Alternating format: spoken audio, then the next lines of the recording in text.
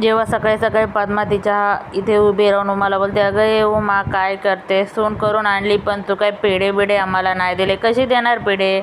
सून घरात आली आणि राघवला घराच्या बाहेर काढलं. तुला तर दुःख झालेलं असेल. तेव्हा ती राघव लावते. ते राघव तेव्हा तो बोलतो आलो आहे. तेव्हा तो येऊन पेढ्याचा बॉक्स घेऊन येतो आणि तिला देतो. तेव्हा राघव बोलतो, आमच्या घरी जी सून आली आहे ना ती घराला फोडणारी नाही तर घराला जोडून ठेवणारी आहे. मी कसा घराबाहेर राहील, ती या घरातून मला या घराबाहेर काढेल का, असं शक्यच होऊ नये. तेव्हा ती बोलते, बघू ना तुमच्या आईवडिलांचा आशीर्वाद कमी दिलेला श्राप फळाला येतो. तेव्हा राघव बोलतो, हो समोर दिसतंय ना आमच्या आईवडिलांचा आशीर्वादच फळाला आला, तुमचा श्राप आमच्या फळाला कधीच येणार नाही. तुमचा श्राप तर तुमच्याच फळाला येणार आहे, तुम्ही टेन्शन नका घेऊ. तेव्हा ती बोलते, तुझं काय म्हणणं आहे. तेव्हा ती लाडू पुस्करते आणि बोलते, मी बघते माझा श्राप फळाला कसा येत नाही.